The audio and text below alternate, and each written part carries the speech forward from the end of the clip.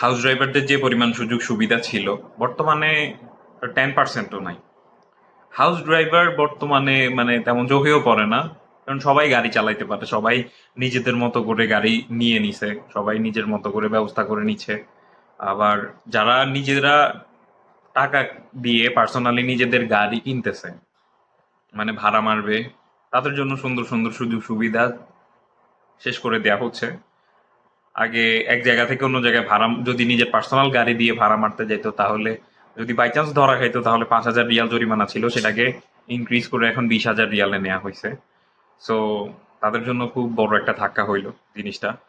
সাথে 6 মাসের জেলও আছে, আবার যদি মানুষ ভেদে হয়তো বাড়িতে পাঠাইও দিতে পারে অবস্থার অনুসারে। সো দিন যত যাইতেছে তত কর্মসংস্থানের সংকুচিত, মানে কর্মসংস্থানগুলারে ছোট পরিসরে করে নিয়ে আসার চেষ্টা করতেছে। কারণ কথা হচ্ছে ওদের দেশের জনসংখ্যাও বাড়তেছে, প্রত্যেকটা দেশের জনসংখ্যাই বাড়তেছে সময়ের সাথে সাথে। তারা চাইতেছে নিজেদের জনসংখ্যাকে মানে জনশক্তিতে রূপান্তর করার জন্য। অনুরূপ আমাদের দেশে সবারও উচিত আমাদের দেশের জনশক্তিকে মানে আরো ভালোভাবে কাজে লাগানো। আমরা বিদেশে আসতেছি, বছরকে বছর খাটতেছি, আমরা এই আশায় রাখতেছি ইনশাল্লাহ একদিন সৌদি আরব সেটেল হব, কিন্তু সৌদি আরব আমাদেরকে কেন সেটেল করবে, বা অন্যান্য দেশ আমাদেরকে কেন সেটেল করবে? আমরা যদি দেখি যে আমাদের দেশে অন্যান্য দেশ থেকে লোকজন আসি কাজ করতেছে, অন্যান্য দেশের লোকজন আসি আমাদের সব সুযোগ সুবিধা শেষ করে দিতেছে, ওদের জন্য আমাদের কষ্টে পড়ে যাইতে হইতেছে, যেমনটা ব্রিটিশরা আমাদেরকে করছিল, যেমনটা পাকিস্তানিরা আমাদেরকে করছিল।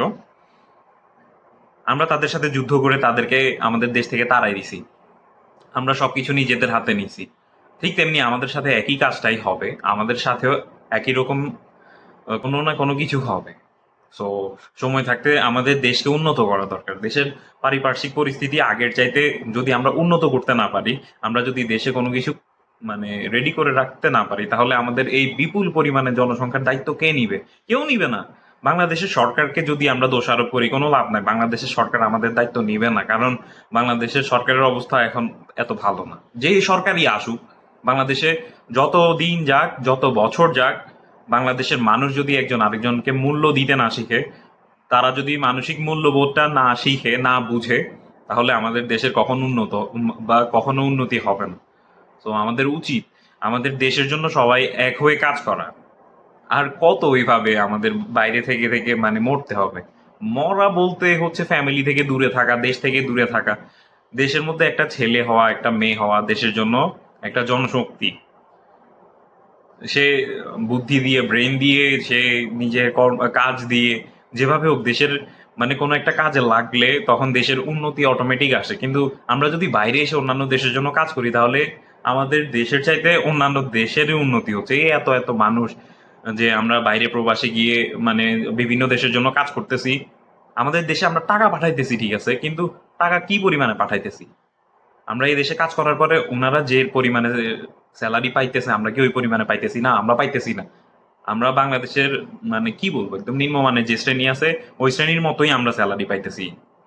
কিন্তু আমরা এটা দিয়ে স্বপ্ন দেখতেছি একদিন আমি এই দেশে সেটেল হব, একদিন আমি ওই দেশে সেটেল হব। না, আমরা এই কোনো দেশে সেটেল হইতে পারবো না, কারণ আমাদেরকে এই দেশে আনা হয়েছে লেবার হিসেবে, আমাদেরকে এই দেশে আনা হয়েছে কাজের ক্ষেত্রে।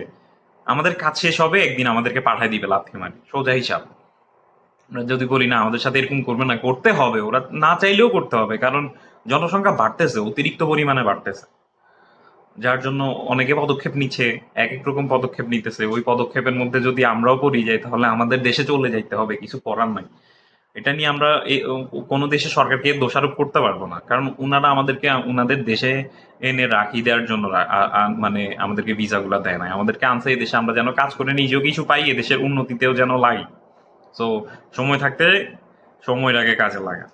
দেশের উন্নতি যদি না হয়, দেশ যদি আমরা পরিবর্তন করার চেষ্টা না করি, তাহলে মনে রাখবেন আমাদের একুল ওকুল দুই কুল যাবে। না দেশে যে থাকতে পারবো আমরা, না বিদেশে থাকতে পারবো। হয়তোবা দেশে থাকতে পারবো কবরে, মাটির নিচে। সো অতটুকু জায়গা যথেষ্ট যদি হয়, যার যথেষ্ট হবে তার জন্য শুভকামনা, যার যথেষ্ট হবে না তার জন্যও শুভকামনা, কিছুই করার নাই। যদি আমরা এই দেশে থেকে এখনো আমাদের নিজের দেশের উন্নতির জন্য আমরা কাজ না করি, আমরা যদি আমাদের নিজেদের দেশের উন্নতির জন্য মানে চেষ্টা শুরু না করি, তাহলে ধরা খাইতে হবে, সেই লেভেলে ধরা খাইতে হবে সবাইকে।